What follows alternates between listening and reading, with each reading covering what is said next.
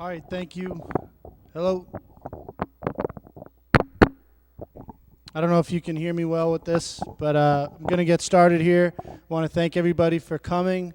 Um, this started out as an idea of educating the community about the override specifically, but then as we started talking about it, a lot of folks said that they enjoyed the opportunity to hear about, everything involved in town meeting and to be better prepared for town meeting when they come on the 27th. So it's something that we're thinking about doing on an annual basis, where this is like advertise a community conversation. It's very informal. So I'm going to run through this presentation. I want to try and get through it and then open it up for questions afterwards. I just, similar to the FinCom book that you received, I have to be sure to stay neutral on a lot of these issues, and that's what I'm going to do is try to just inform you of what you are, what's on the warrant for town meeting so that you can be best prepared to make a decision on certain things. So I'm going to start by going over a few warrant articles that are different or been altered or new compared to ones in the past. I'm not going to go through every single article because a lot of those are repeat that many of you have seen in the past. The first article here is the elections article. This is in every town warrant. This is a representation of what is on the ballot on election day. So as you'll see, what's different this year is we have a Prop 2.5 override question that's going to be on the ballot. So we're at town meeting, we're not actually going to take this question up as a town. This is just a representation of what you will see when you go to the ballot box that Saturday. So you have the positions that are up for election, and then also question one, which is the override. The override process is a difficult one to explain, but essentially there's the ballot question, which a majority vote will determine the outcome, and then here at town meeting we will discuss the budget, the omnibus budget. And so the way that it's set up in your books is you have a no override budget and then you have a contingency column. So we will vote on that at town floor about whether or not that contingency column should be appropriated. So you have to, in order for an override to truly pass, it has to pass at the ballot box, and then of course the appropriation has to be approved at town meeting as well. Article 12 is about the compost area. So in years previous, we've had this line item was funded at about $20,000. This year, this line item is funded at $50,000. It's funded with retained earnings from the Rubbish Enterprise Fund, so not from the general fund. And to note, some of you may remember in FY14 and FY15, the town borrowed $80,000 each year to fund a clean-out effort. Looking at the compost area now, it's starting to get full again, and we need to. So trying to avoid a massive a clean-out effort, we're trying to put a little bit more money towards the compost area on an annual basis so we can maintain the inflow of debris to that area so we don't end up, needing to borrow money again in the future. So this is an increase, but it's from the retained earnings of the Rubbish Enterprise Fund, and it's an increase of about $30,000. Article 14, so Council on Aging Revolving Fund and the Cemetery Revolving Fund. These two funds are in your warrant book every year. They're authorized on an annual basis. However, the Municipal Modernization Act allowed for these types of funds to be the town's allowed to amend their bylaws to codify these into the bylaws so you don't have to do this annual process. So this is more of a housekeeping effort by putting it into the bylaws. We don't have to add it to the warrant every year. But I do want to note that the Council on Aging revolving fund previously was at $10,000 spending limit, and it's going up to $15,000. The Council on Aging, these funds are funded through user fees essentially, and that's how much they're able to spend on an annual basis. The Council on Aging is right at that $10,000 mark right now, and money coming in, they expect it to go up. So we decided if we're putting it into the bylaw and we're most likely not going to touch these, for a couple years or so, let's up it now and just put it in the bylaw, and then we don't have to deal with it in the every year. Article 16, community preservation. So I just want to run through these articles real quick. The Community Preservation Committee is proposing $26,000 or so, a little bit over $26,000 towards housing reserves, $10,000 towards administrative expense. They're also supporting a envelope project to the library, but they're doing it in a 10-year bond. So the payment for it in year one would be just over $62,000. The Flash Road tennis and basketball court funded at $160,000. That's to fully renovate those courts. The Johnson School basketball court, there's a half court on the Flash Road side that just needs resurfacing. Otherwise, the other equipment's in pretty good condition. The Nahant Road softball field, the girls softball field, which is closer to Nahant Road and closer to the crossing at the parking lot. This is for equipment, backstop, scoreboard, equipment locker. The Council on Aging kitchen downstairs desperately needs some repairs, so there's a project there that actually has a lot of additional matching funds included in it. The Tudor Beach metal stairs that are removable, replacing those. Those are in need of repair. And then there's a open space master plan. This is for funding of a consultant to help develop or update our open space master plan. And then there's some general reserves. Article 17 is an adoption of a local meals tax. So the columns on the left there is data from the Department of Revenue website.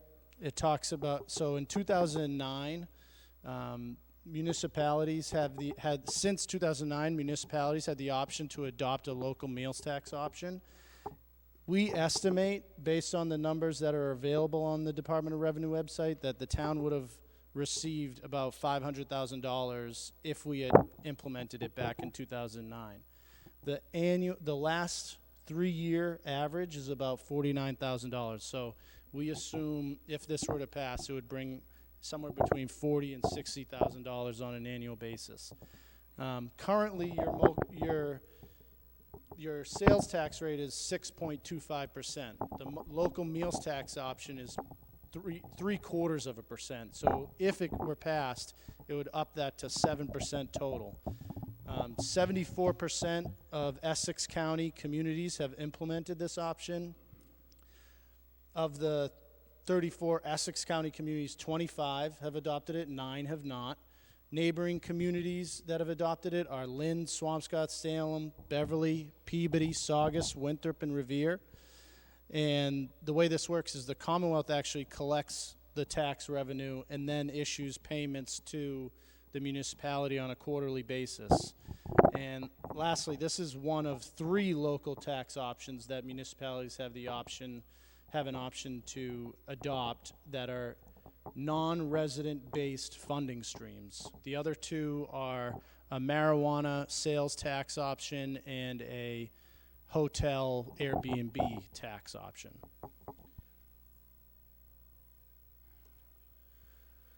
Articles 18, 19, and 20 are each of these are appropriation articles contingent upon the override passing.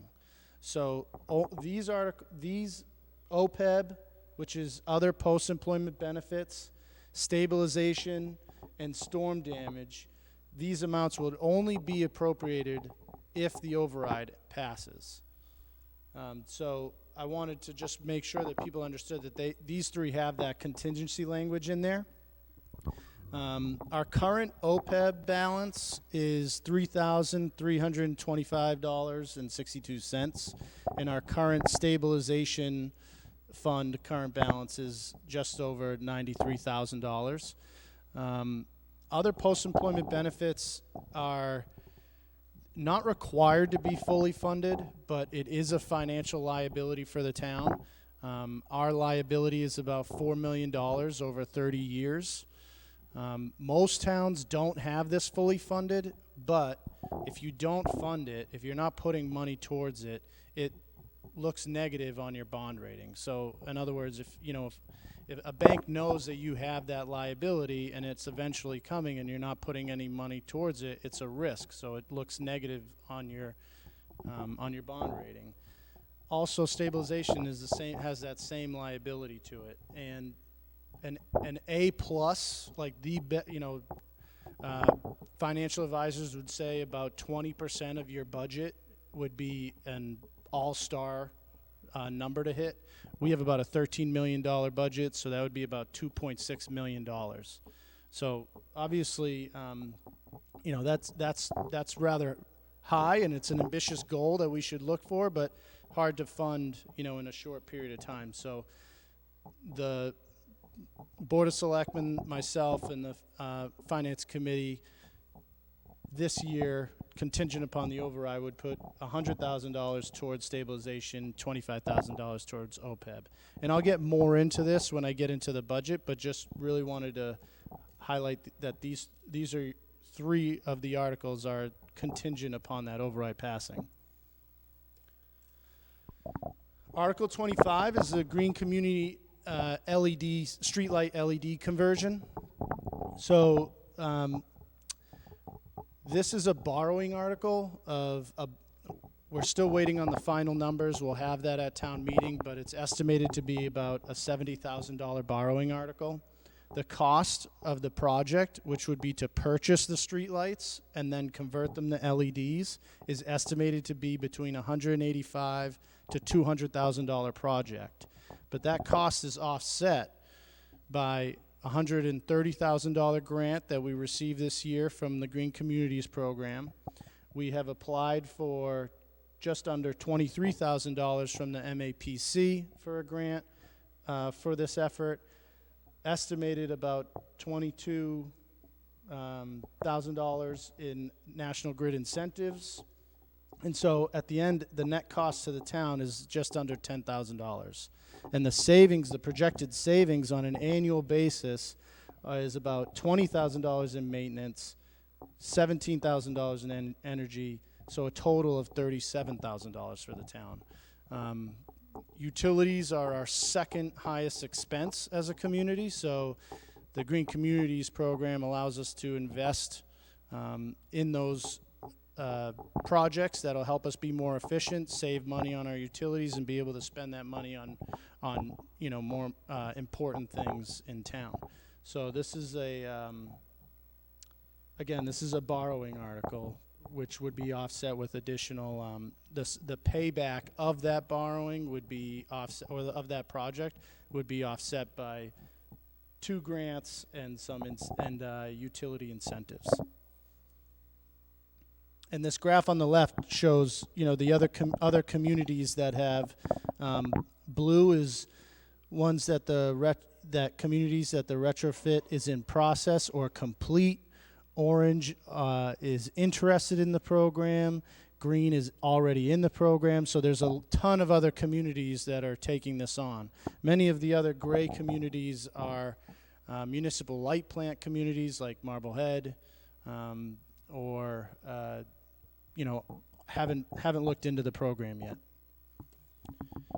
Article 26 is amend the general bylaws to change the date of the annual town meeting.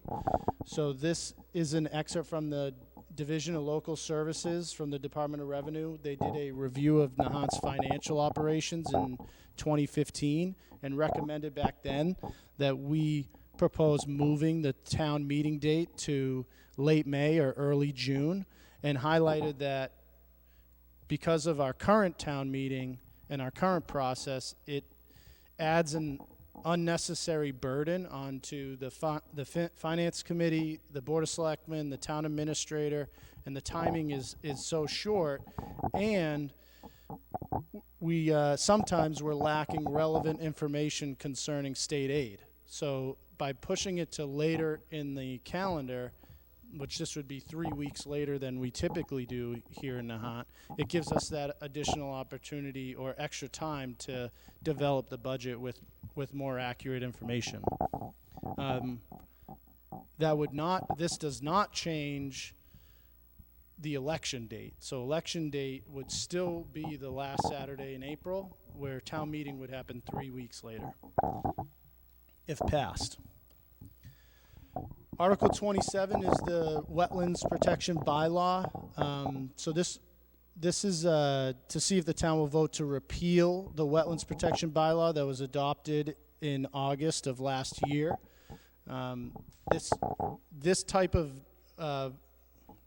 vote on a general bylaw is required to be at town meeting. It can't be on the ballot. It has to be at town meeting government, and it's a majority vote, so it's not a 2/3. So simply, more vote yes or more vote no will determine the outcome.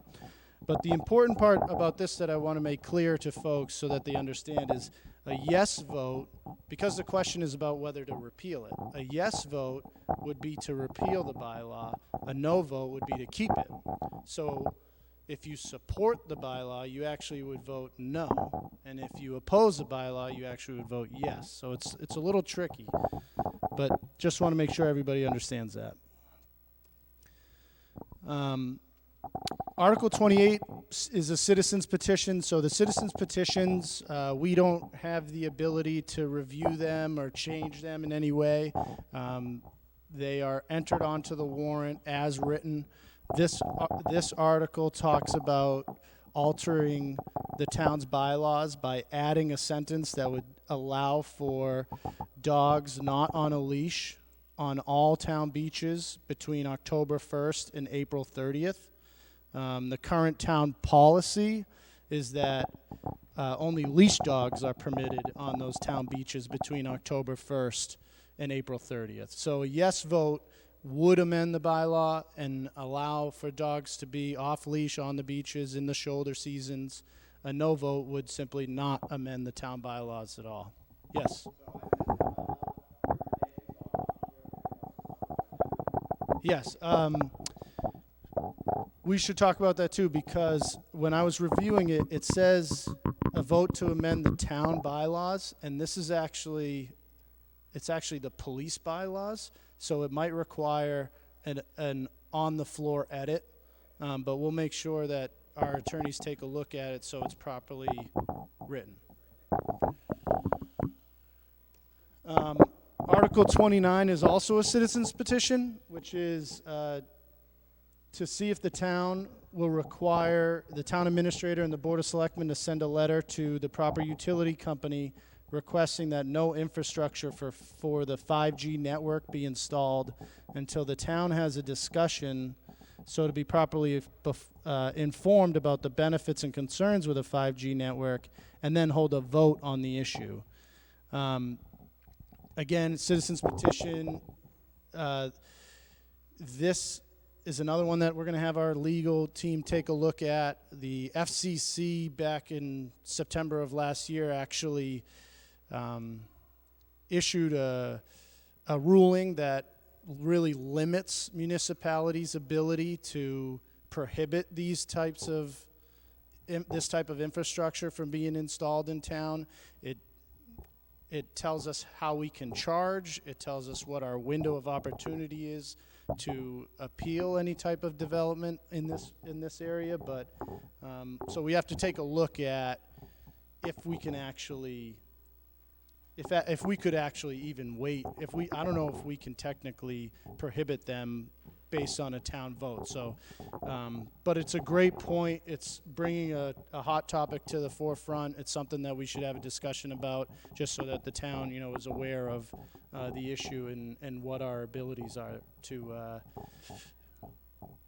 5G. So it's so right now you have typical is 4G network. So there's infrastructure on, let's say 4G, basically it's a slower network service, internet, cellular. I'm not an expert on it, but the way that I understand it is 5G is just it's a faster way to do it, but it requires more of these pieces of infrastructure. They're like about the size of a pizza box that would be at the top of a telephone pole. So 4G, you might have one every 4 blocks, where 5G, it's one every block. But again, there is some ongoing litigation right now on whether or not the FCC can legally limit municipalities having an effect on how these things can get installed in the town. But so it's just going to need a little bit of legal review.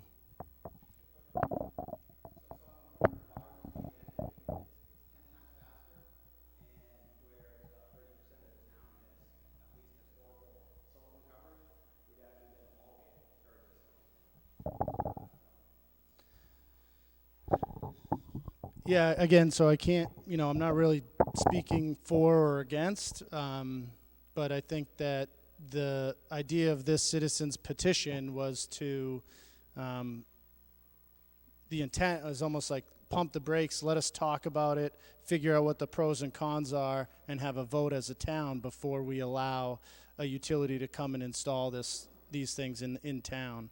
I don't know, I don't think it's intent is to be pro or against. I think it's just more of a process thing.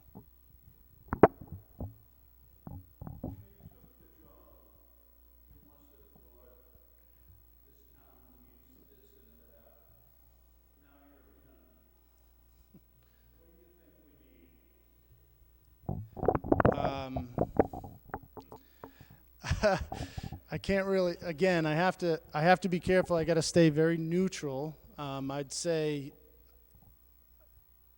I identify our financial situation is, I identify as one of our biggest issues in town, if not the biggest. So, this is a very important decision to make as a resident on whether or not to vote in favor or against the override. I think that myself, the Board of Selectmen, and the Finance Committee talked a lot about how those additional funds will help correct the financial situations of the town and set us on a course for success. But for me, the best I can do is explain what the issues are and let you make that decision for yourself. Follow-up question.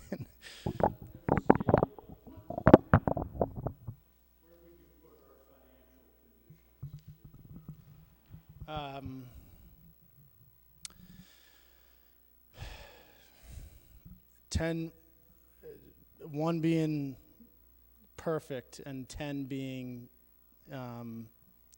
in receivership, meaning the state's coming in and taking over the town. I would put us 7.5.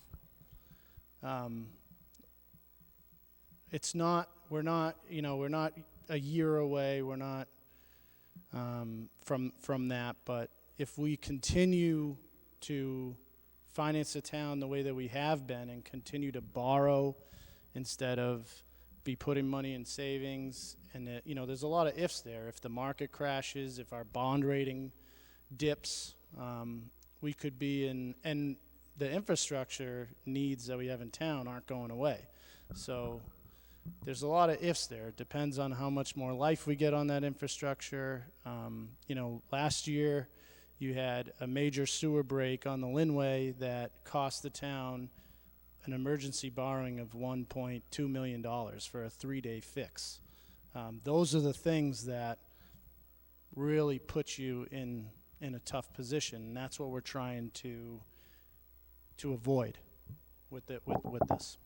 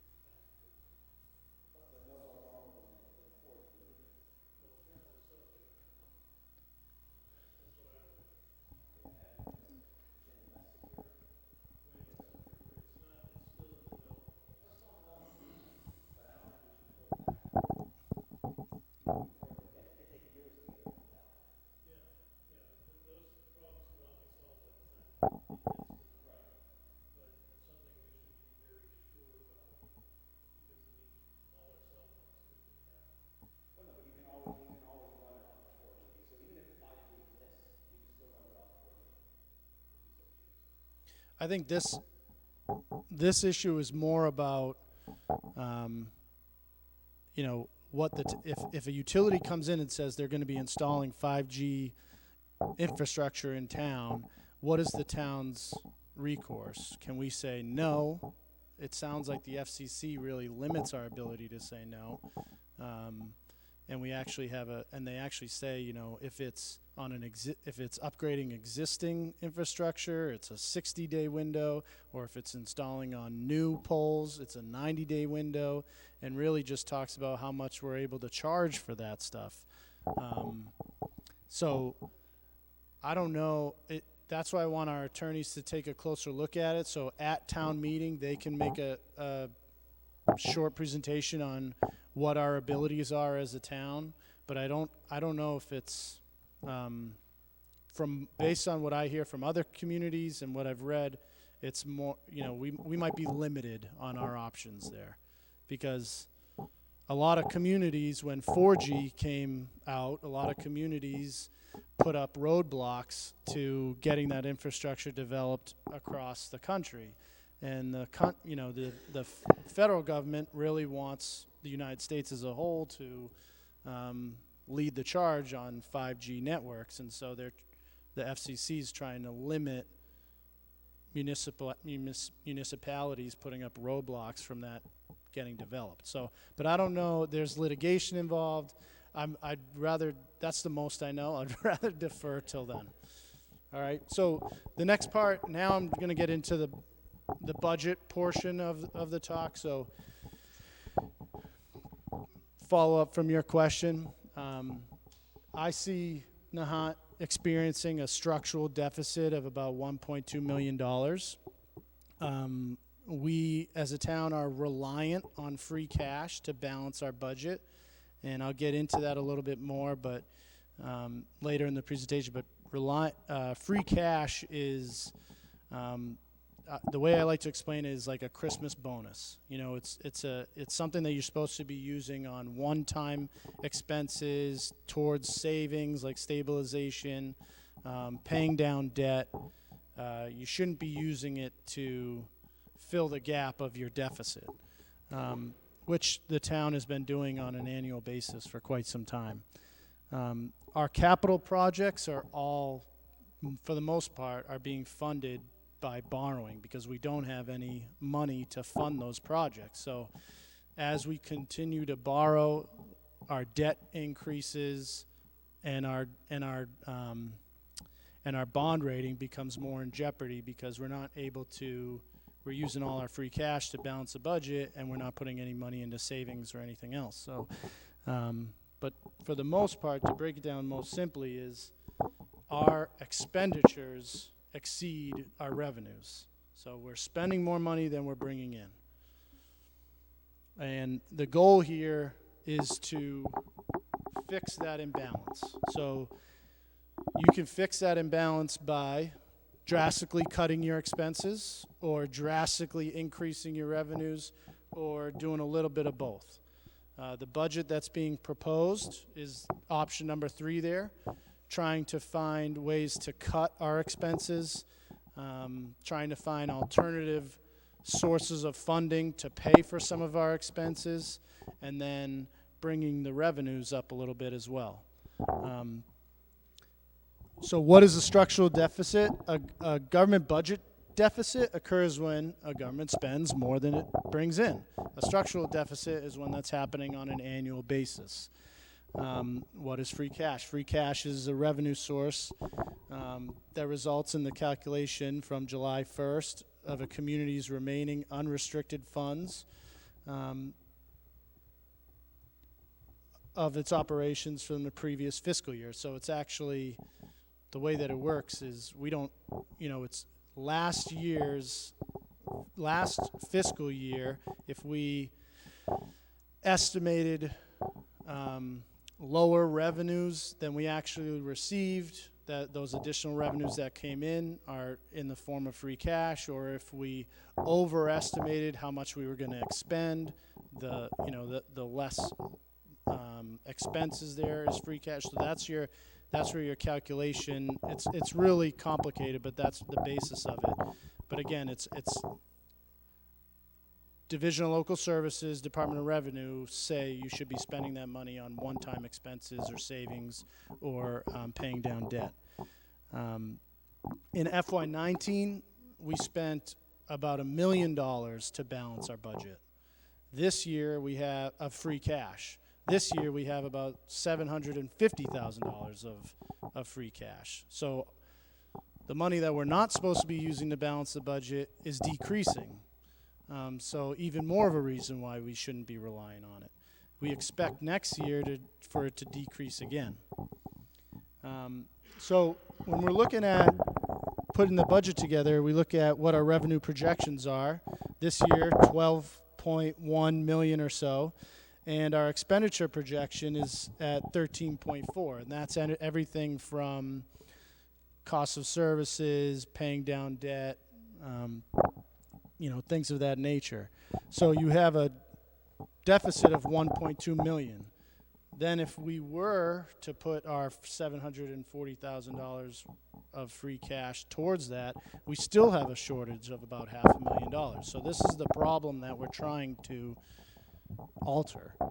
And a couple of considerations that isn't included in that upper box there is that doesn't include money going to stabilization or OPEB. And there's still our FEMA debt of about our 25% portion. I'll explain that later, but our 25% portion of that is about $600,000. And again, I talked about we have a $13 million budget, and our outstanding debt right now is about $11 million. So I hate to keep repeating myself, but we have, a $13 million budget with about $11 million in outstanding debt. We don't have nearly as much money in our stabilization as we should, or in OPEB as we should, and we have a ton of capital needs in the future that we're going to have to pay for. So if we, similar to, with you and your personal budget, you have a credit score, and if you're living in a house that you are barely can afford to live in, but you've already maxed out your credit cards and you have no savings, and your credit score is low, but you have to replace your roof, you go to get a loan for that, and you're going to get a massive interest rate. It's the same kind of concept that how to think of it. So I talked about expenditures versus revenues. So the expenditure side, we're trying to find a way to cut some of those expenses.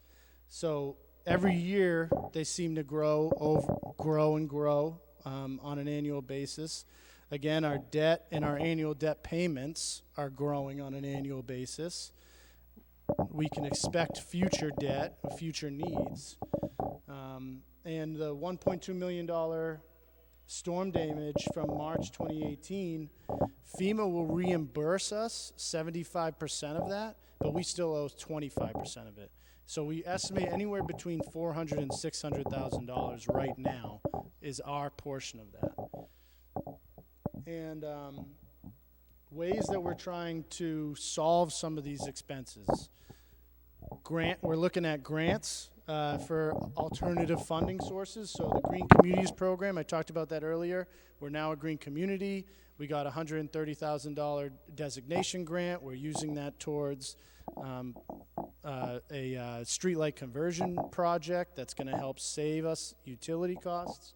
And now that we are a green community, once we finish that project, we're eligible for competitive grants on an annual basis of up to $250,000. So a massive help to lower our utility bills. The Municipal Vulnerability Program, we talked about that at the last Board of Selectmen meeting. We're applying, our application is due this Friday for an action grant of up to $2 million. Basically, we owe 25%, they'll pay 75%. So for every $1 we put towards a project, they'll put $3. We looked at what we could afford. We can afford about $125,000 that we can put towards some projects, which hopefully if they approve it, the total funding would be $500. So that program, we just got in it last year. Another opportunity for us to look at outside funding sources to pay for some of those infrastructure needs.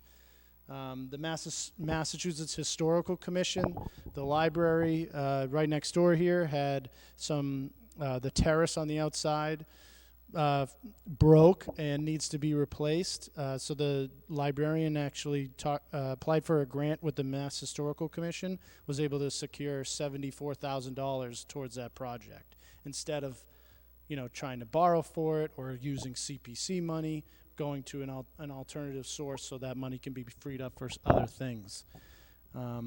Regional efforts, so looking at some of the services we provide, looking at some of the needs that we have, and looking at it at a regional approach, because sometimes just by purchasing something in bulk, you get a better price on it. So if we're purchasing a service that Swampscott's purchasing, that Marblehead's purchasing on an annual basis, we could potentially be looking at that, all three of us putting a contract out to serve all three communities and get a better price for that. The Harbor Master boat, last year it sunk at the end of the season, and then it was at the boatyard for repairs, and it caught on fire, completely destroyed. That's about $100,000 to $150,000 hit for the town to replace that with a brand new boat, which it's not something that you can buy like a used boat off of Craigslist. It's an emergency vehicle. It needs to be reliable, but those go for about $100,000, $150,000 depending on what you're looking at. So we spoke with Lynn, who had a surplus U.S. Coast Guard safe boat. They were able to transfer it to the town, the agreement to the town. We got the boat for free. We're using the $50,000 of insurance money from the last boat to power it up, and we're now going to have a brand new boat at no cost to the town. So thinking outside of the box instead of just borrow $150 and buy a brand new boat, we just saved $150,000 by putting that extra effort in. Community compact we applied, so the town, we don't have, I am the human resources department. We desperately need, and every municipality desperately needs in today's day, a true human resources department with experienced professionals to provide those services to the employees of the town. For us, a cost to introduce that to the town, startup costs, and then a full-time salary for one or two, you're talking about, again, about $150,000. we applied for a community compact grant that will hopefully pay for the startup costs of such department, and then we're looking at a regional effort with Swampscott, who just upgraded and hired 3 professionals over there where they could potentially provide those services to the town at a discounted rate and have and basically one of our employees could be a satellite office for them. So huge need for the town, helps us avoid potential litigation. We're not processing certain human resources, actions properly. So, again, a huge need, but looking outside of the box on how to fund that. Restructuring, looking at the services that we provide in town with the personnel that we have in town, and are we doing it in the most efficient way? Part of this override will go towards developing financial policies for the town and doing a cost assessment of those services that we provide. That'll help guide the town in in the budget development process in future years. Zero-based budgeting approach, that's a similar action where instead of just taking last year's budget numbers and increasing them this year and next year and the following year, you're actually starting from zero and trying to find out truly how much does it cost to fund a certain department, or all departments. So it's a long process. It's best management practice. It's something that we should look at every so often. We're going to do our best to accomplish that next year, or at least over the next couple years, as we develop the budget. And again, by putting money into stabilization and OPEB, you help secure that bond rating so that we're not getting hit with high interest rates in the future, which add to our debt. So that's some of how we're helping on the expense side, but we also have a revenue side too, an issue on the revenue side as well. But we're limited by the 2.5, by Proposition 2.5, on how much we can increase taxes. Nahant is pretty much purely funded through your property taxes, and we're limited on how much that can be increased on an annual basis. New growth is a way to bring in new revenue into the town, but we don't have any area in town that we could really develop or bring in commercial business with a split tax rate. It's just not a value. It's not a great option for the town because of those limitations. So you look at a potential an override to that Prop 2.5 limitation. So we're looking at a general override, not a debt exclusion. This would stay on the books. So this override is for $600,000. I'll get into what the bill impact of that would be, and that's there. The other revenues are, like I talked about earlier, some grants. We do have the local meals tax option is another potential for the town, and those other 2 local options. Obviously, we have, fees for permits, building permits, parking stickers, mooring fees, but they really are a small portion of the overall revenue stream. So, and they're purely funded by residents, other than those other options. So, it's shifting it from one rate to another. Yes. Yes.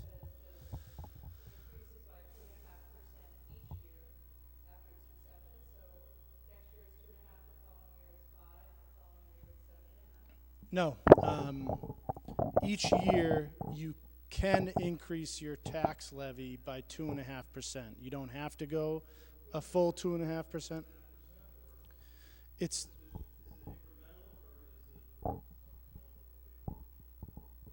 no. It's yes. Is that a good way to answer it? It's 2.5% of the property tax assessment. So on an annual basis, what our total property tax number is, you can only increase that by 2.5% over the prior year. Yes. So on this general override, we're going above and beyond that 2.5% to the tune of $600,000 extra dollars. Then the following year, we can go 2.5% from that total amount, and so on and so on.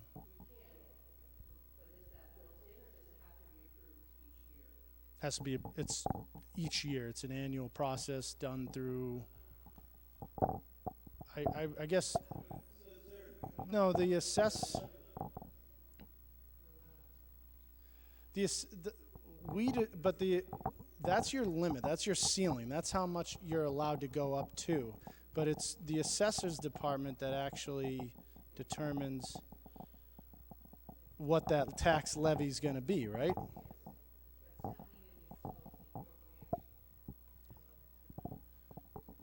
At town meeting.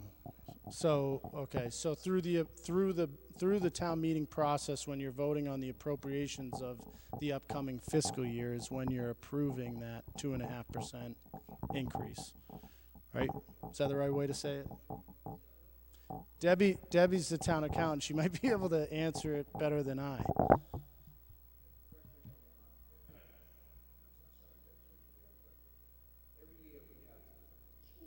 I might.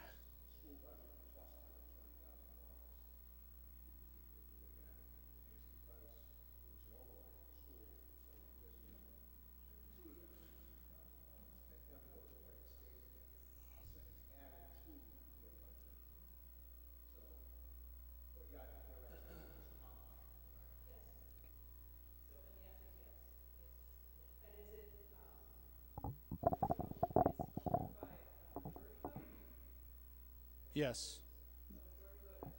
Yes. Well, whatever that at town meeting, that could be decided to be by roll call or by secret ballot. It depends on what happens at town meeting, but it's a majority.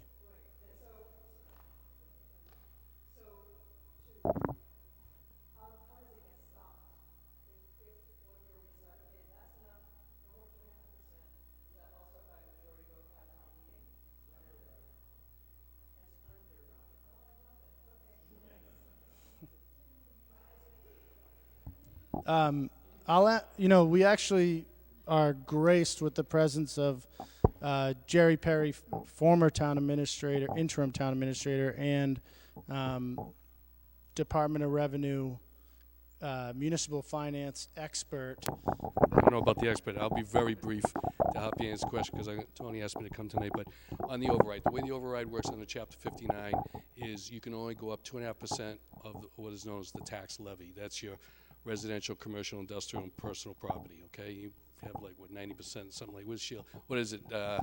90% residential, something like that. 98. I'm sorry. So it's all residential. Okay. The way it works though is what Tony is and the selectmen are recommending is a one-time. So each year you can go up 2.5% by law. They're like spiking it a little bit by $600,000. It's probably 4 to 5% increase. Next year and in future years, to answer your specific question, you can still the town can only go up by law, increase the revenues by 2.5% plus new growth, which is minimal to like $15,000 or $20,000. Through the budgetary process. The way to, if you want to reduce it by 2.5%, you need to get on the floor of town meeting and make a motion to cut something. Cut the police, whatever you want to cut. It doesn't really matter. And if you reduce the appropriation, then the need for the assessors through Sheila and Debbie working on what is known as the tax rate, you could reduce that and you can go up 1.5%, and you go up 1%. In my hometown of Swampscott, where I live in the last 2 years, they've only gone up 2%, but the way they did it was working with the Finance Committee, cutting budgets and bringing it down. So that's how it works. Does that answer your question? Thank you. So we talked about, go ahead, sorry.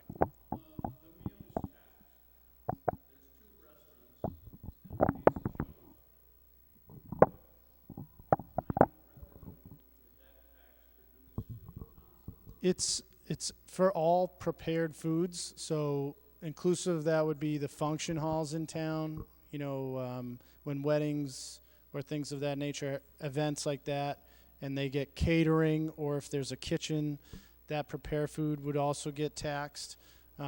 We estimate it to be between $40,000 and $60,000 on an annual basis.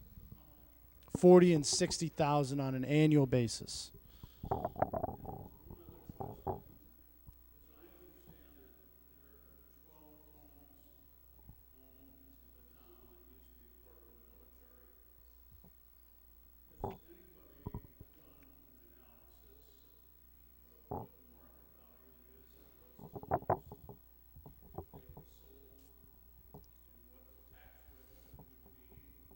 Well, so there's a committee.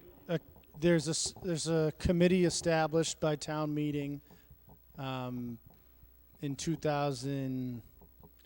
The town had voted to sell that property in 2008, and the market crashed. That project fell through, and then in 2016 or 2017, the town rescinded that vote and began the process to look at that again. There's a committee that's evaluating that. They have public meetings on a regular basis. They are charged through town meeting to do that analysis. So I want to defer to them on any specific questions regarding that. Yes, no, that's okay.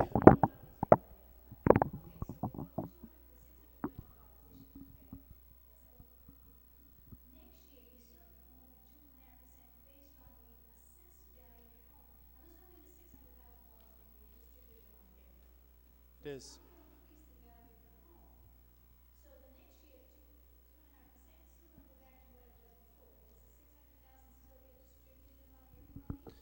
Yeah, the 2.5% isn't on your individual home. It's the 2.5% of the total tax levy.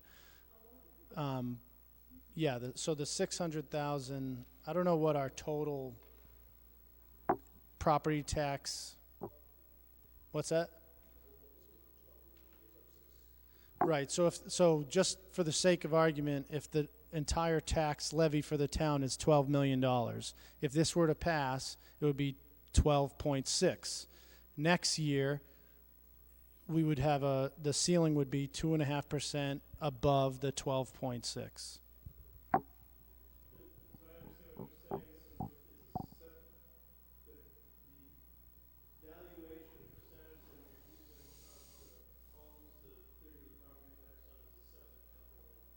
Yes. Yes. The tax rate is set, and then that is a percentage of the value of your property. It's not. Yeah, it's tough. It doesn't do a great job. So when we looked at, all right, yeah, thank you.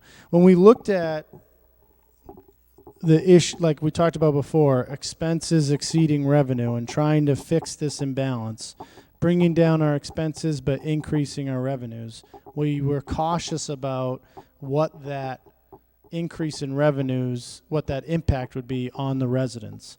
So while we believe that a larger override would help fix the financial situation in the town sooner, we wanted to be careful about the impact on your tax bills. So we looked at $1 million override, $800,000 override, $700,000, and $600,000.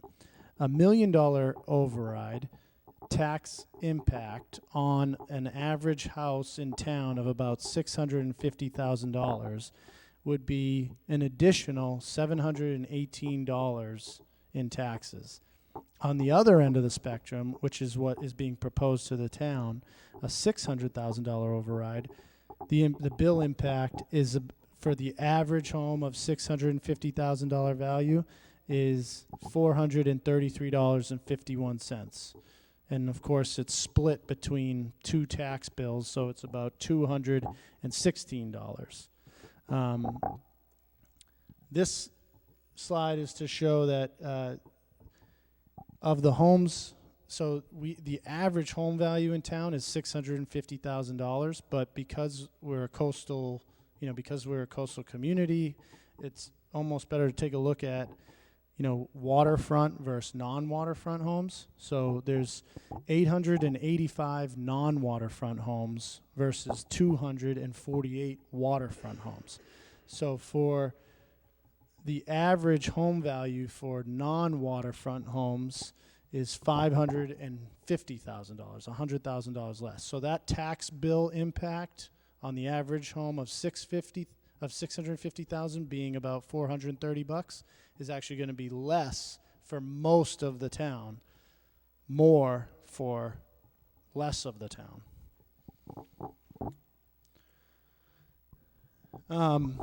Looking at the override again, so most of the override dollars would go towards paying off our portion of the FEMA debt instead of paying that over time.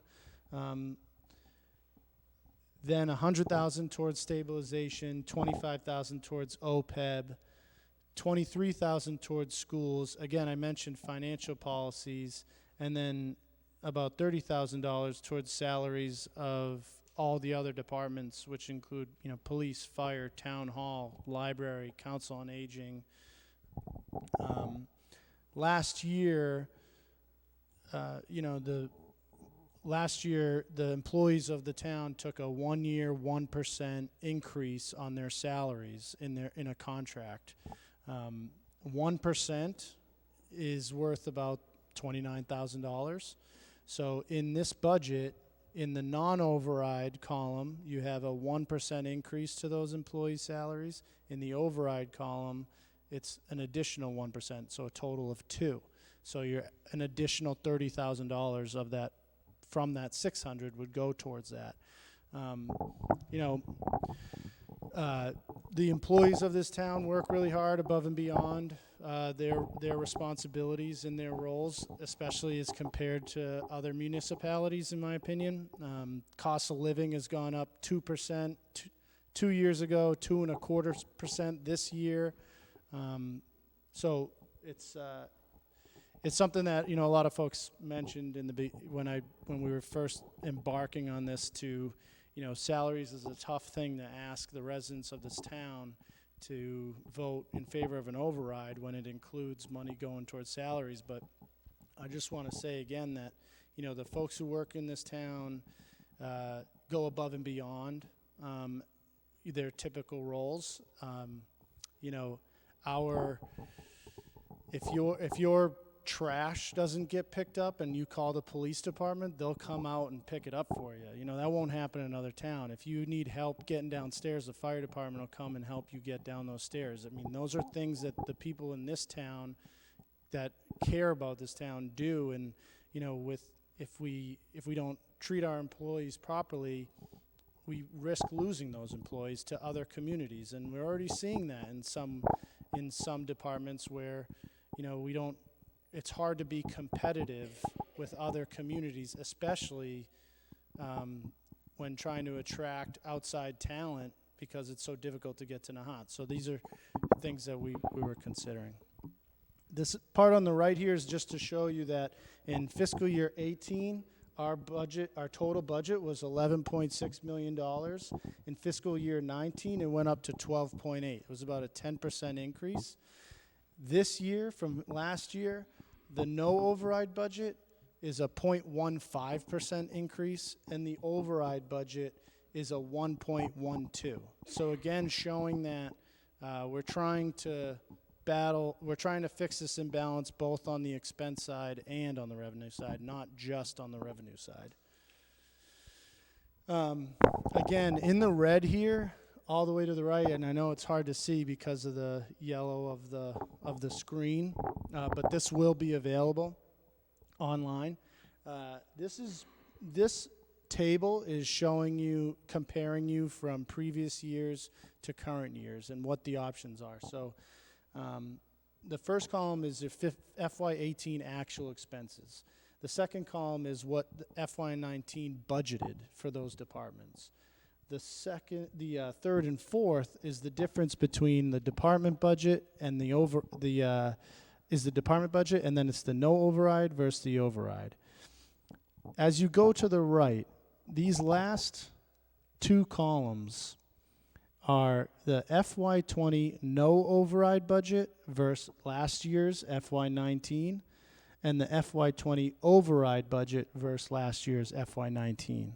And as you can see, what I'm trying to drive home here is that even with this added, even if this override passes, many of these departments are seeing cuts because we're trying to, again, fix that imbalance on both sides. This is from last year's FinCom book. It shows you the tax rate and tax bill for the Essex County communities. Again, this is in last year's book. It's online. It's hard to see on the projector. The Nahant has had an average tax rate. We've been prior to last year, we had one of the lowest tax rates in Essex County, and up until last year when we saw an increase because of a debt shift. Although our assessed values of homes are higher than most other towns, so our tax bill tends to be right in the middle as compared to other communities. Again, last year, many of you saw an increase in your tax rate because of a debt shift due to that sewer break and the borrowing of $4 million for our sewer infrastructure. And what we're, hopefully what we're trying to do is avoid those drastic impacts in the future. This next slide, again, on the left side here, this is in the FinCom book from last year. On the left side, that's your average single-family tax bill, and on the right side, that's your tax rate. So you'll see we are the dark line. You'll see on the right side that our tax rate actually was decreasing since 2014, up until last year when we saw that slight increase. But on the left side, you'll see because our average property values have been steadily going up, our tax bill still remains in the middle. But the point I want to drive home here is that the community on the left side, the communities that are below us for average tax bills are Lynn, Revere, Winthrop, Saugus, Rockport, Groveland, and Rowley. This is estimated state aid for those towns that have less average tax bills than us. So while these other communities might experience the luxury of a lower tax bill, property tax bill, they also might have a split tax rate. They have supplemental revenue where we are 98% property tax funded. Lynn gets, so for FY20, their estimated state aid is $211 million. Revere, $81 million. Winthrop, $11 million. We are just under $1 million. So we don't receive a lot of those extra, we don't get an extra state aid as much as other towns. We don't have a commercial base. We're pretty much purely funded by residential property taxes.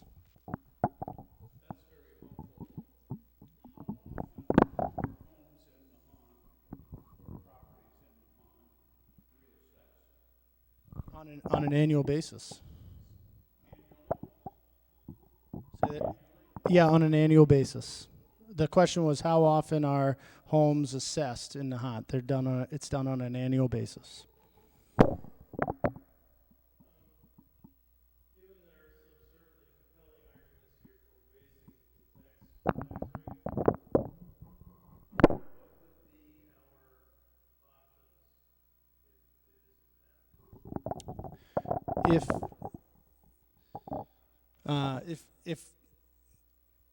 If we don't pass this, so right now, I talked about cuts.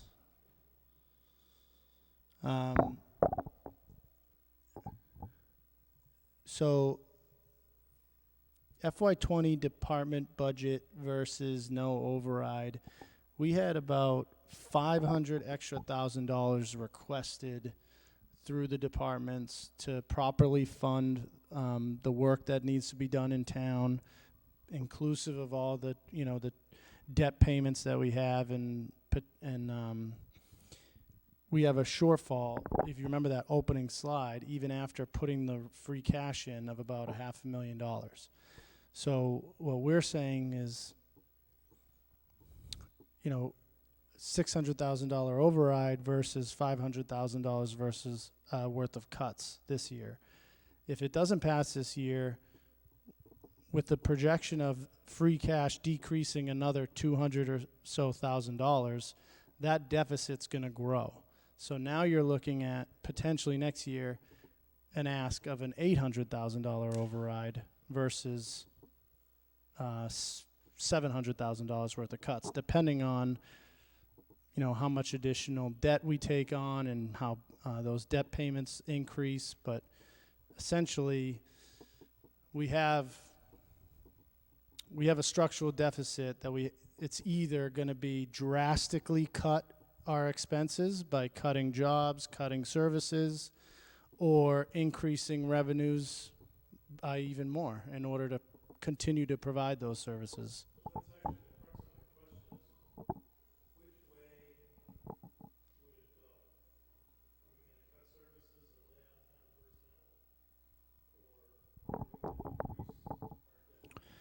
Well, in this year, with the $600,000 override being proposed, we have cut one position. We've cut the fire chief position down to a part-time position in order to help with the deficit that we're experiencing, and those things would continue to happen in future years if we're not able to increase our revenues by some measure.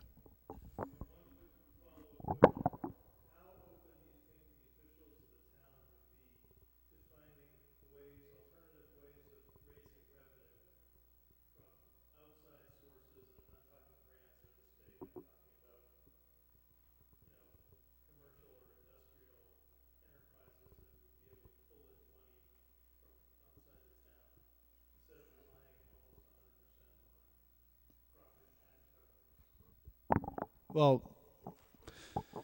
I think that's one reason why the local meals tax option is being proposed. I think that there's an appetite to look at those other two, at least the hotel tax option for us the local option for us to take up. We don't have area in town. We have the military housing is one section of town, but there's really not much else for us to develop into a commercial or industrial area. And then you'd have to do a split tax rate to try and draw extra revenues from those areas. It's unlikely to happen. Unfortunately, we're a victim of being a residential based community, where we're just mostly funded by property taxes, which we have a limit by state law on how much we can increase per year. So we're at this point where we need to decide if we want to continue to provide the services that the town provides. We have to pay for them in some way, because if we don't, then we're going to have to shift those costs anyways to the capital needs of the town, and we're not going to be able to afford to pay for them.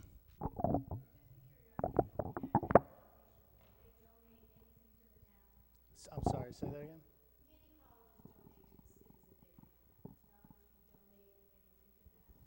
again? Question was about if Northeastern contributes any financial help to the town.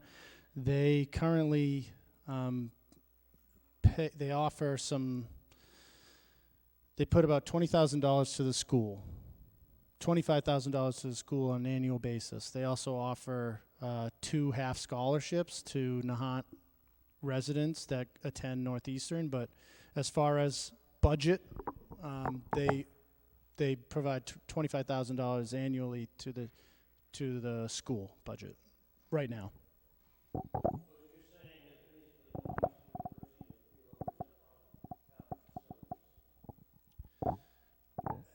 That's not what I said.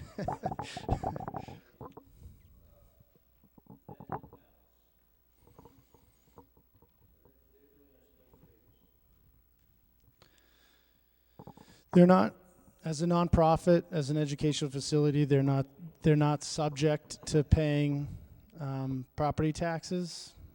So, you know, that's just how it is right now. Is they volunteer the $20,000 to the school. They're not required to do that. Anything additional, wouldn't be required. There's nothing that we could do to require them to pay, short of changing state law. I have Brendan Ward here, the chairman of the finance committee, that I'd like to bring up to say a couple words, if you don't mind. Thank you. So this year we were lucky enough to have a new town administrator who walked into a really horrible situation. For the past, 5 or 6 years, the Finance Committee has been talking about how this town's revenues are not keeping up with our expenses. And we have been forecasting that there would come a time when we would need to do something drastic, which is either to lay off employees or to raise our taxes. And this has sort of been a binary approach that we've talked about for quite some time. And unfortunately, we have a new town administrator who jumped in with both feet and has done an excellent job getting up to speed. He walked into a finance committee that is, they're a little cranky on a good day. They all come at municipal finance without much municipal finance background. They're a committee of volunteers that are mostly in the private sector. We do have the benefit of having one of our committee members who is the city treasurer for the city of Salem, so she does provide some insight into municipal finance. But it's a lot of very thoughtful and insightful folks that spend a lot of time looking at your town finances. And one of the things that we sort of started at was, all right, we've talked about for quite some time that our expenses and our revenues are not growing at the same rate. And we looked at it as more of an expense problem. And as we worked through the process, we came around to, maybe there is a way to look at this as a revenue and expense problem. And through some very difficult conversations with the town administrator, we were able to come to a place where we felt that with some assurances from the town that we've been asking for many years, that we may be able to look at a situation where we would present two budgets to the town, one with an override and one without an override. And there was some nuance in that we had the option of putting just a budget without an override. So if we had suggested that we didn't want an override, we would have put out just one budget.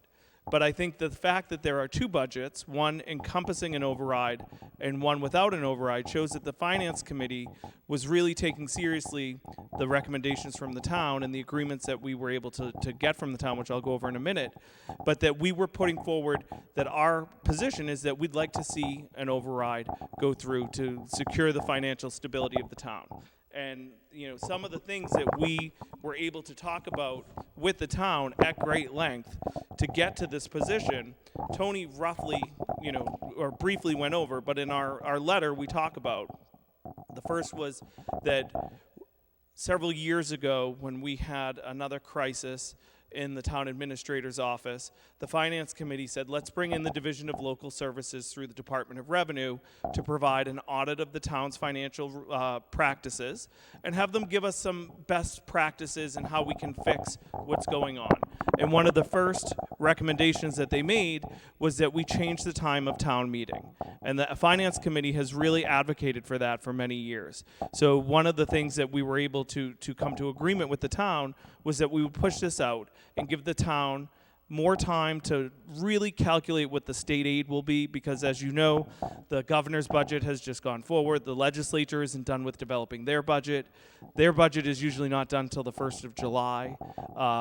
So those numbers are still in flux even as we talk today. The other pieces that are continually coming in are our assessments. So we have some assessments that are outside of our control, which are our tuitions for special education schools, our tuition for Essex Tech, and those come in after our budget has typically been developed. And we have to make changes on the fly, sort of right at the cusp of town meeting. So one of the things that we really felt was important was to give a more accurate approach to the town's budget.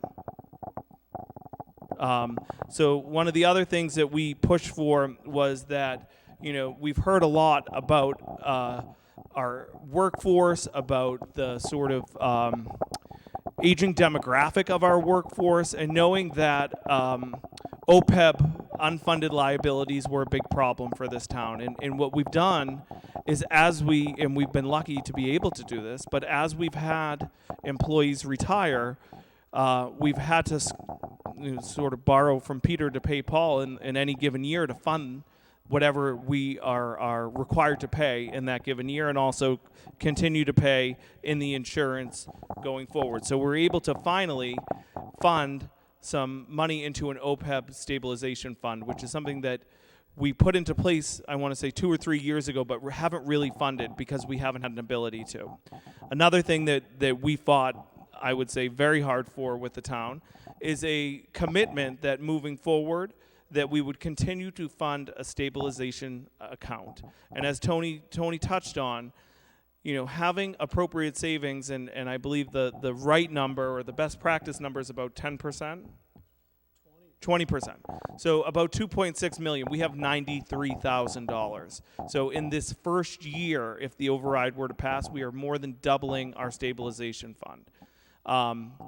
This allows us, so for instance, if we had a catastrophic event like a storm, which as we all know that the storms are coming more frequently and the damage that they're causing are more expensive each time, we would have money that we wouldn't be faced with a crisis each time we have a storm. So by continuing to fund that and fund it in the future, so this year the override, if it were to pass, is paying for $453 roughly $1,000 towards storm damage. Well, the first question that I think one would ask is, well, what are you going to do with that $453,000 in the second year? Well, is it going to just drop down into the budget and you're all going to increase your budgets by 2.5%?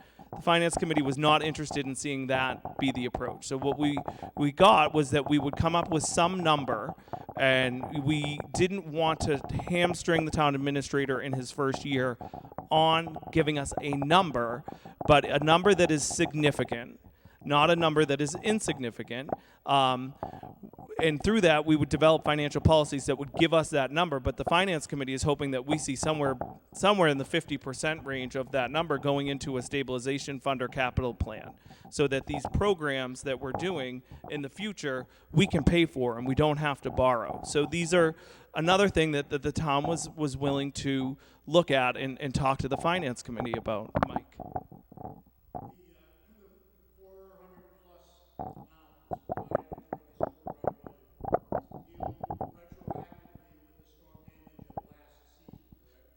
Well, so we borrowed for that. We did an emergency borrowing because, as you're aware, when when you have a storm damage, you have to pay for all the repairs immediately. Then you submit your reimbursements to FEMA, and over time, they pay you. They pay you up to 75%, but that could be 75% as you are submitting the bills of completion. So you might complete some of the work in year 1, you might complete some of the work in year 5, depending on how long it takes. So we're responsible for paying that full 1.6 million immediately, and then paying debt payments on that 1.6 until we're reimbursed by FEMA.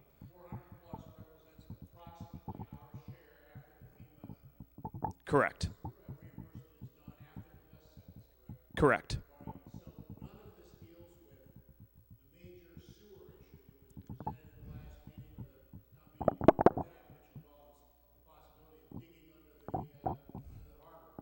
Correct. So one of the things that, when I said that we had some contentious meetings with the town administrator, that topic was one that we looked at quite closely, because the Finance Committee recalled that when we, and I remember Mike being in that meeting, when we met with the engineers, they told us that that project between water and sewer would be roughly $28 million.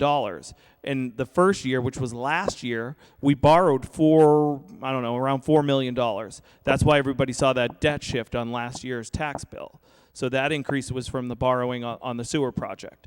Well, we have learned through a bidding process that we might not need the whole $28 million, and that may have been more of a Cadillac plan, and we may need something more efficient and economic that would still keep our infrastructure safe. So that has sort of been a variable. So that could come back to haunt us, and it could be $28 million, or it could also be another $4 million. We don't know what that number is, and the town has been working diligently with a new contractor to come up with what those numbers will be. Mm-hmm.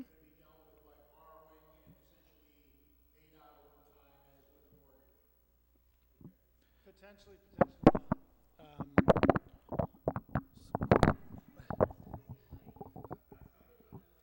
Um,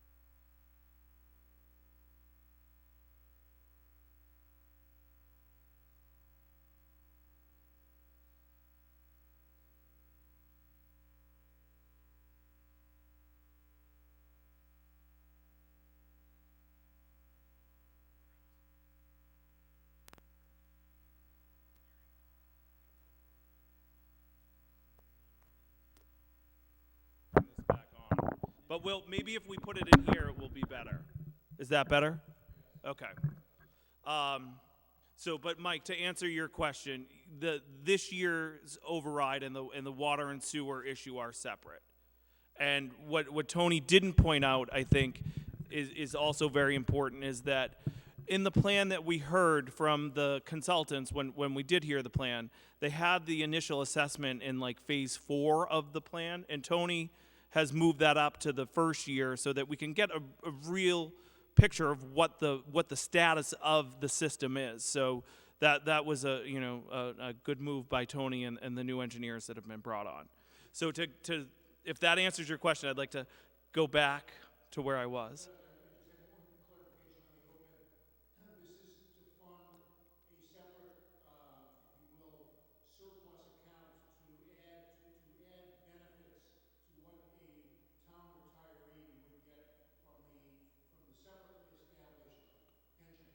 No, it's to pay for those benefits that are already awarded. Okay, but those benefits are in excess of what the employee draws from, no? No. So when the employee is an employee, it's in one bucket. When they are a retiree, it moves into a separate bucket that is not currently funded. We must have had retirees before now. I don't remember any discussion in previous meetings having to do with funding their benefits. Because we've been, part of how we've ended up in this situation is that we've been funding that out of our general operating budget. Okay, and doing it through an OPEB has what benefit as opposed to the operating budget? It segregates those funds out, and we're not spending them on, adding staff or creating, buying flags to hang on the poles or any sort of government. It takes it out of the hands of. Correct. So I think that I was talking about stabilization fund. So that was our goal in coming to this agreement. This is something, one of my committee members who had recently retired, every year she would call me and say, why aren't we giving anything to the stabilization fund? And this was her biggest pet peeve. So I'm happy to call her later after town meeting and let her know we have finally put a substantial amount of money into the stabilization fund. One of the other things that has been happening with the turnover in the town administrator's office and sort of the status that we had is that the finance committee was being given a budget in January, February, sometimes the beginning of March, saying, here, go out and figure it out. So one of the things that we've asked the town is to include us in monthly meetings on the status of the finances of the town so we can have a better understanding of what's going on a regular basis so that we can see how the funds are being spent during the course of the fiscal year. And we can also begin these planning dialogues on how to look at next year's budget. So one of to get to the next point was this zero-based budgeting. This was really something that we've been pushing for.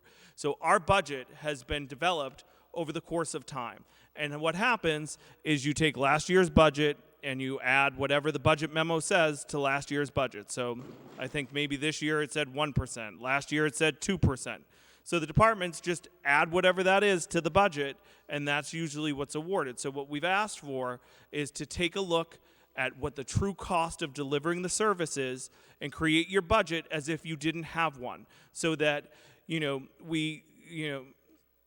couple of years ago, there was a particularly egregious spend at the end of June because there was extra money in the budget and one department bought a thing that, was egregious from the finance committee's perspective, but by spending that money and bumping up their budget at the end of the year, they were able to add 2% to the next year. So what this does is it prevents departments from continuing to grow whether they need to or not, and it allows the town to take a look at what it costs to deliver that service and whether or not we're doing it in the most effective and efficient manner. So that was another thing that we really fought hard for, and we're very appreciative that the town is willing to do that. We also have talked a little bit about a capital plan.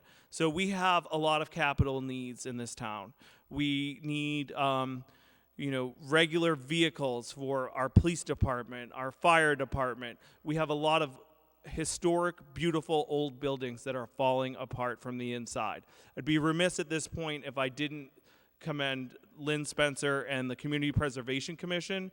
The Community Preservation Commission has done a phenomenal job in this town of taking money that doesn't exist in our general fund operating budget and maintaining and restoring buildings in this town that we would otherwise not be able to afford to maintain. So without the Community Preservation Committee, we wouldn't be able to fix the library. We wouldn't be able to fund the rebuilding of the town wharf 12 years ago when it was destroyed by a storm.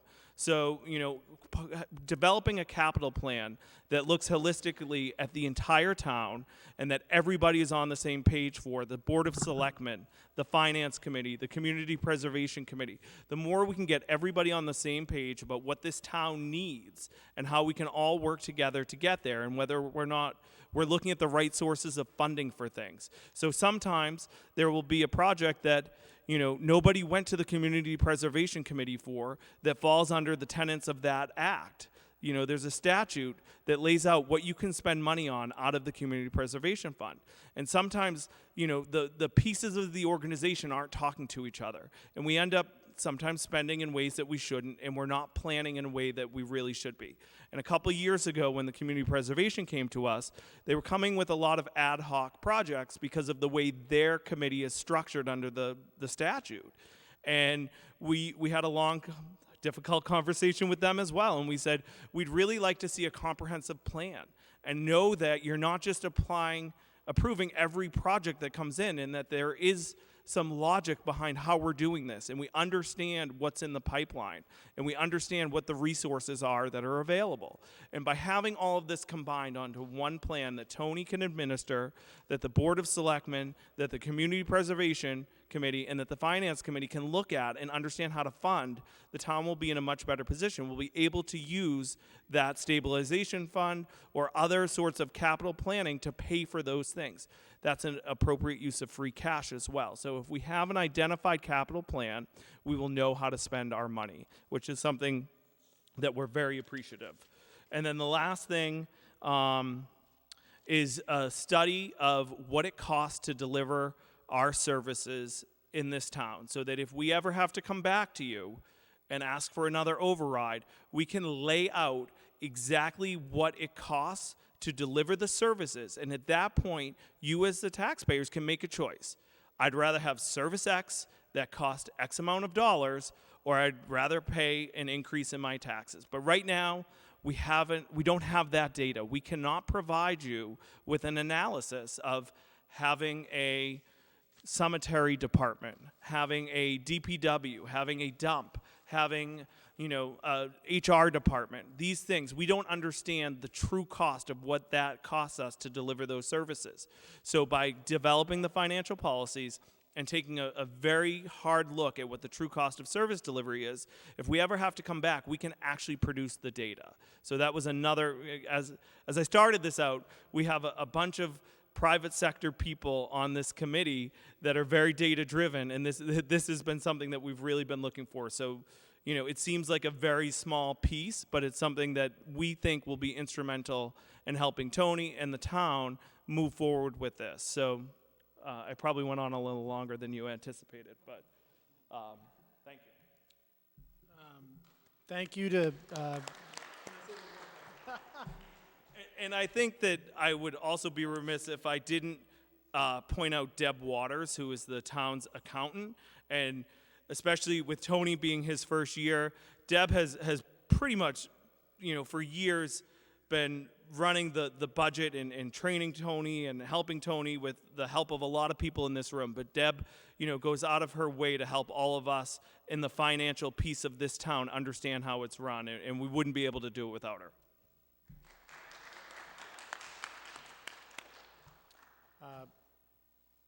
Well said, Brendan. And I'll just say that the Finance Committee spends, they volunteer their time. They spend a ton of time working on this. They truly are, advocating on behalf of you, the resident, when looking at these budgets. And I think we may have started off, on opposite ends of the table, but at the end of many, many meetings, we truly had the same approach of, if we're going to be asking the community to pay more into the general fund, then we need to do our part to make sure that we're being fiscally responsible with those funds and educate the community as to what we intend to use those funds for, so that you guys can make, an educated decision on election day at town meeting.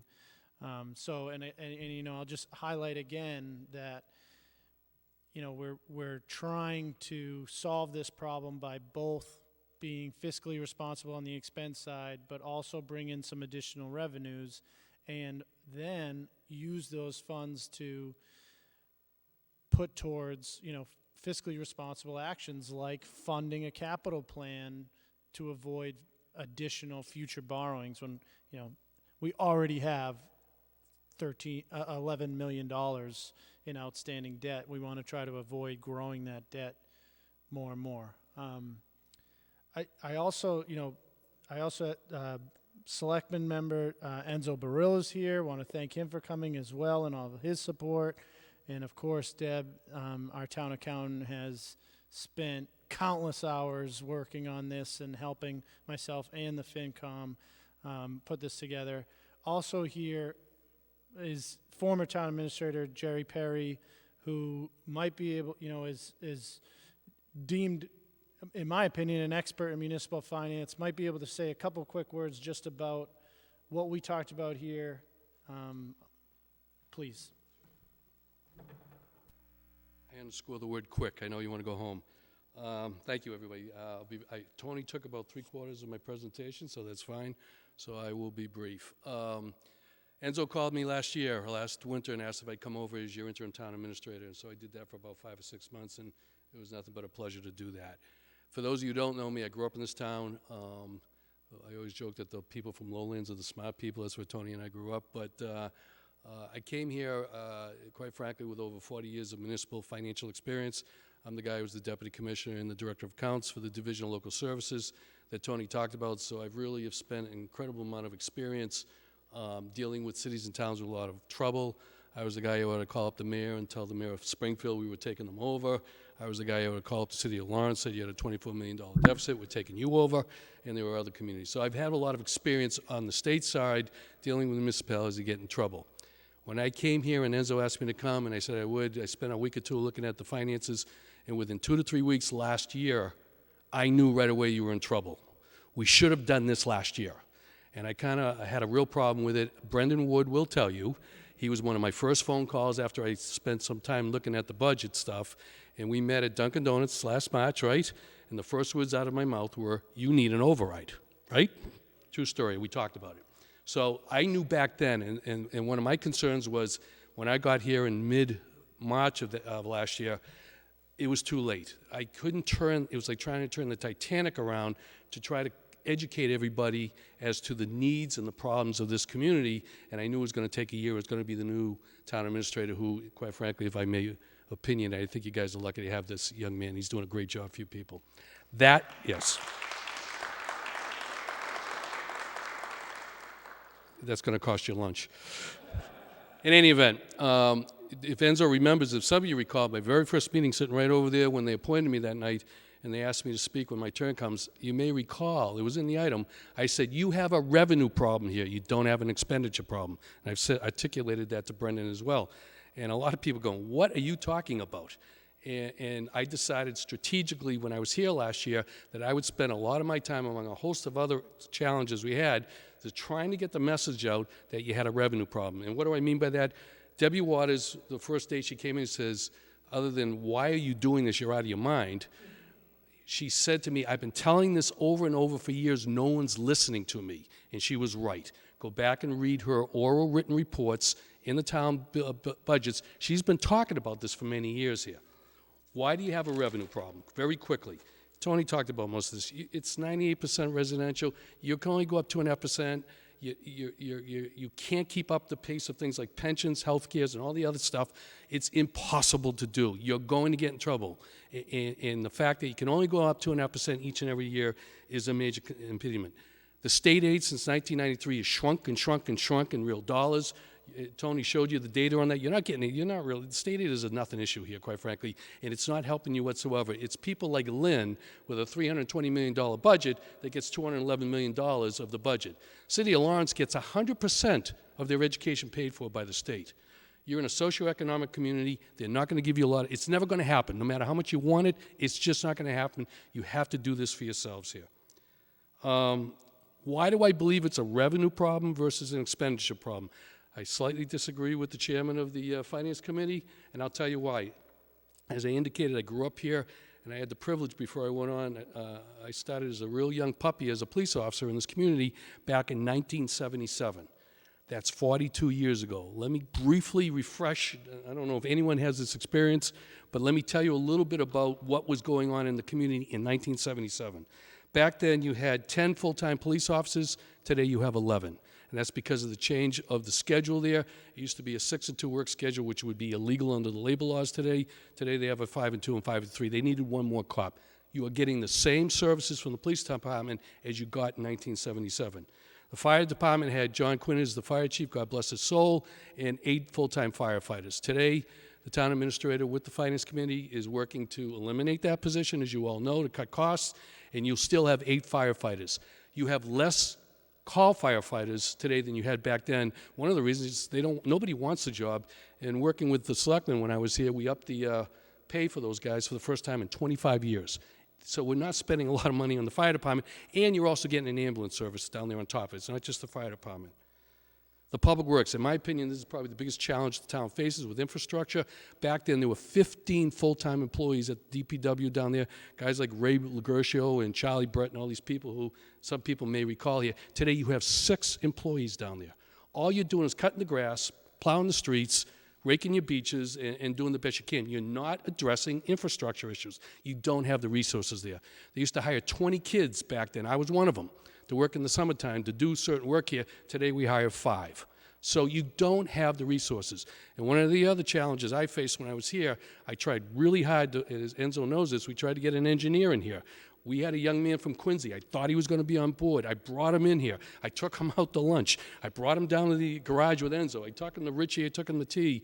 He shook my hand in that office and said, I'm going to come here because you could save a lot of money with a civil engineer as your DPW guy. He called me up the next day and said he didn't want the job. It's difficult to get people to work here. One of the problems this young man had, among others, was he was scared about your financial position, which is, in my opinion, in jeopardy. The schools. I got to give you, you have no idea what a good job you've done on the expenditure side of the schools. When I was here in 1977, we had a K-9 program. It was a junior high school. They call it middle school, whatever it is. Since that time, you have morphed. You've left the city of Lynn. You send the kids to Swampscott, and it's K-6 here, as I understand it, and 7 through 12 go over to Swampscott. Let me tell you something. I know this firsthand because I am a Swampscott resident now. You're only paying about 60 cents on the dollar for the education of your children that you send over to Swampscott. It's a great deal.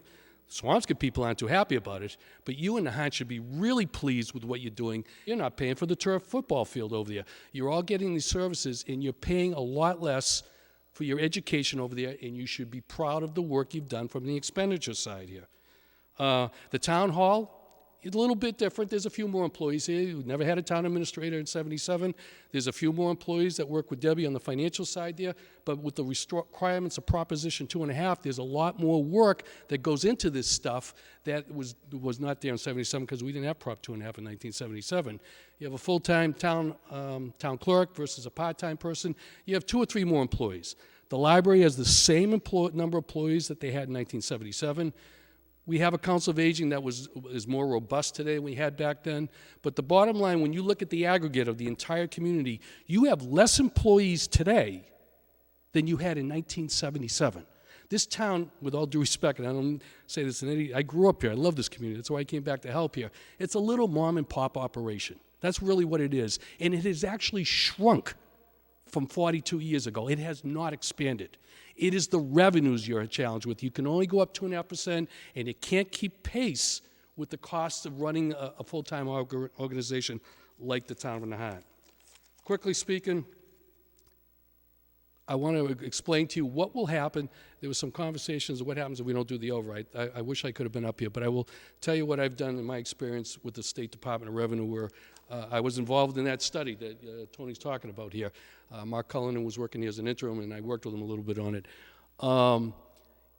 People don't understand, when the selectmen set the tax rate, working with Debbie and Sheila, who is here, but she's now gone here, and do that kind of stuff, they set the tax rate at $10 per thousand, whatever the case may be. The purpose of that is they sent in what is known as a tax recap sheet between Debbie and Sheila to the Department of Revenue, where I used to work, and basically, simply put, it says, do you have a balanced budget?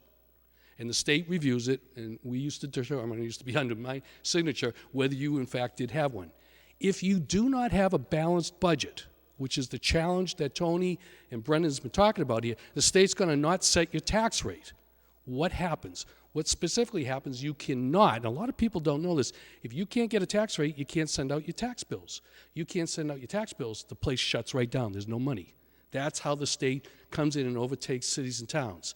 And what happens in that case is, and I'm going to use Lynn as an example a little bit here, and what happened in Lynn is now happening here in Nahant. They used their free cash for 5 or 6 years. I analyzed it and talked to Tom McGee myself, year after year, and it shrunk and it shrunk and it shrunk till they got to zero. And that's how they got in trouble. Tony told you that when I was here last year in the budget, we had $950,000 in free cash. It shrunk to $750,000, and I know Debbie and Tony are doing the analysis. It's going to shrink more. You're going to get to the same situation as Lynn. And what happens is they'll do deficit legislation. They'll let you borrow money. But what happens, it comes with a whole bunch of restrictions, a lot of reporting requirements. They may put what is known as a control board in here.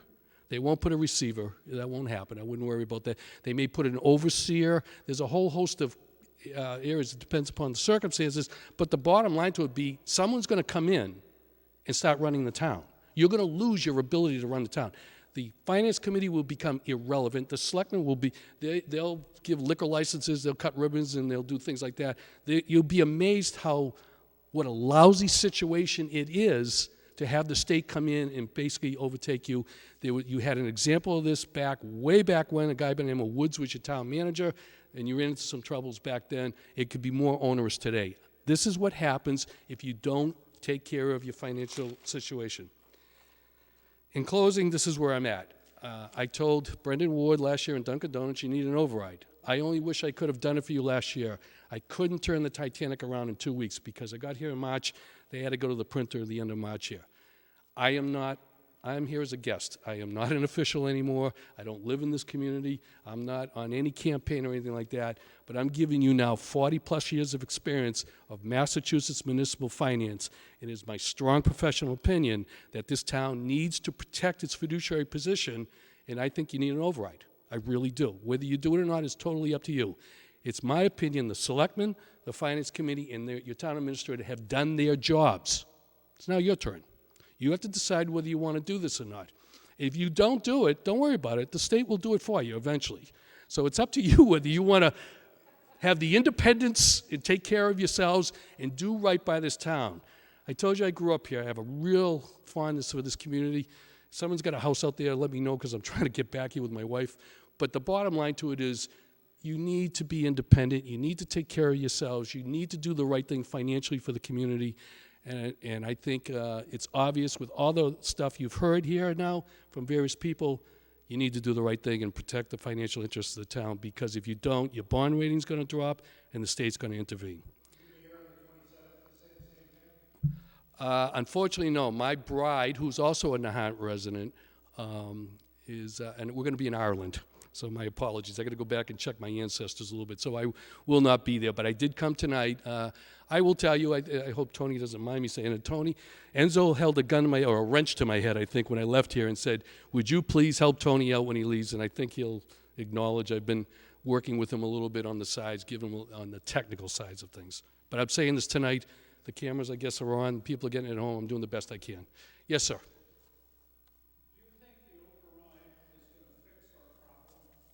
If handled properly, yes. If I were here in Tony's role, this is what I would do, and it's pretty consistent with what both of them have told you. You need to pay off that storm damage, because if you don't, you got 10 years to pay it off. It's about $130,000 of interest payments. You want to get that off the table. Pay that off right at bat.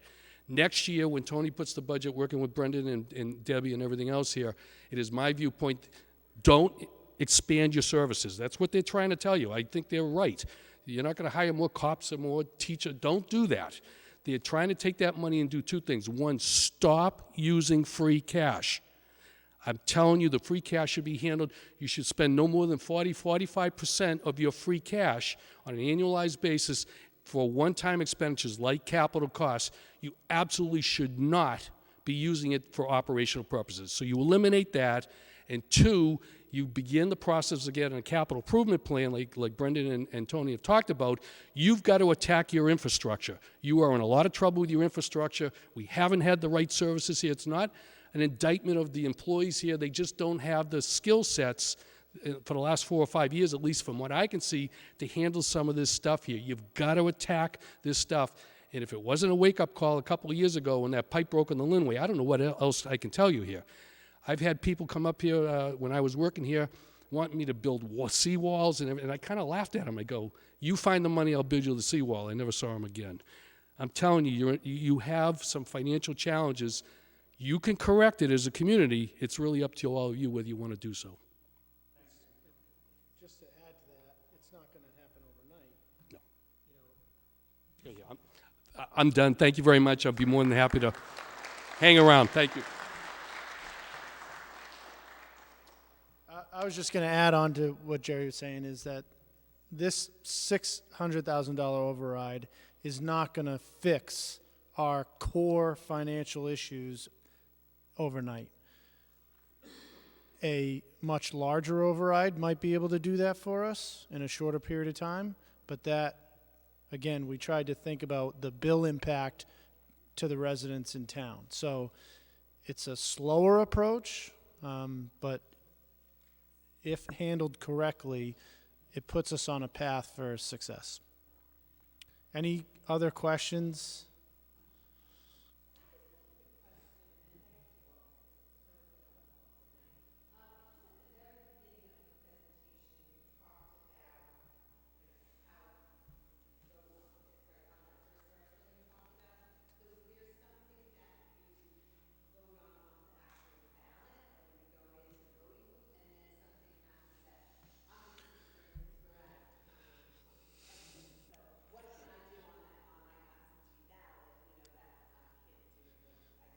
The question was the process of voting for or against the override on the ballot or on your absentee ballot. There'll be under the yes vote would be in favor of the override, a no vote would be against it. Additionally, then at town meeting, unfortunately there isn't an absentee, you have to be present. Article 8 of the budget is for the omnibus. Article 8 of the warrant is the omnibus budget, where we will vote for, we have two budgets there, two columns, a non-override and then an override, a contingency override column. So both have to get, or the contingency column would have to be approved, plus it would have to, if it passes at town meeting, but doesn't pass at the ballot box, you're not able to assess the additional funds. So it has to happen both ways. Yes, sir. So the sole measure on town hall floor to approve this override will be approving the contingent override plus budget, or will there be a separate article to approve the override? That's it. Article 8. Okay. And just a point of information that Brendan mentioned in passing something about cemetery. Do we have a cemetery enterprise fund or revolving fund? We have a revolving fund. That's one of those revolving funds. I think it's Article 14. Article 14. The cemetery is off the town budget. We don't have the town employees that are paid out of general revenues to manage the cemetery. No, we do. We have out of the DPW budget, it pays for some of the salaries of the folks that work up at the cemetery, but the fees that one is charged when they buy a cemetery plot go into that revolving fund, which then is used for capital improvements to the cemetery itself. Right, and then just, yeah, so, on top of, so the question was, the only article revolving, around the override is Article 8, yes. However, those three other articles, 18, 19, and 20, I think.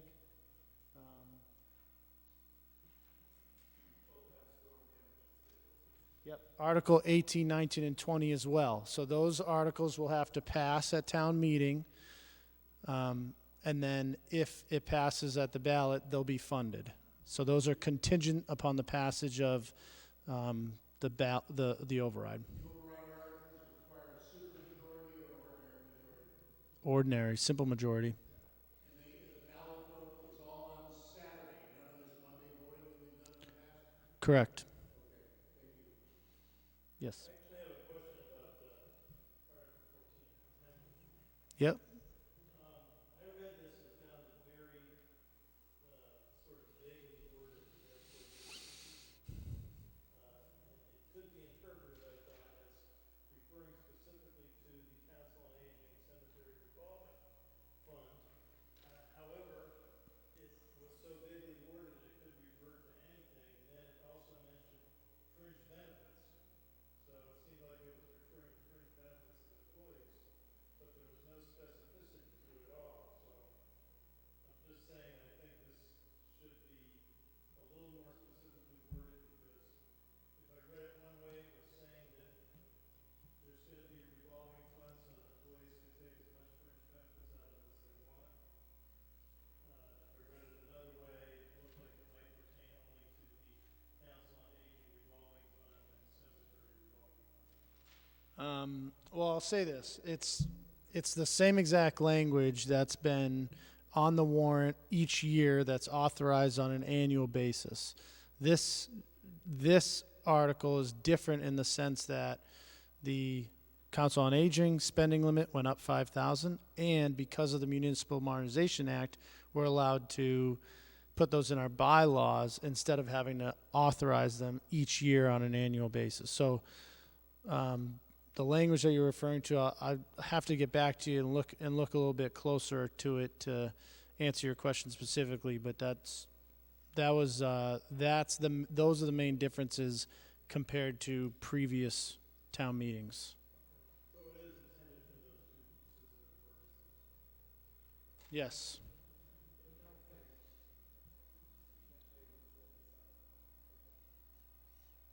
Any other questions? Well, thank you very, very much for attending. Anybody, this presentation, we'll put it online. Of course, come to the town hall anytime if you have any questions leading up to town meeting. Our goal is to make sure that you're as educated as possible heading into that town meeting. So thank you.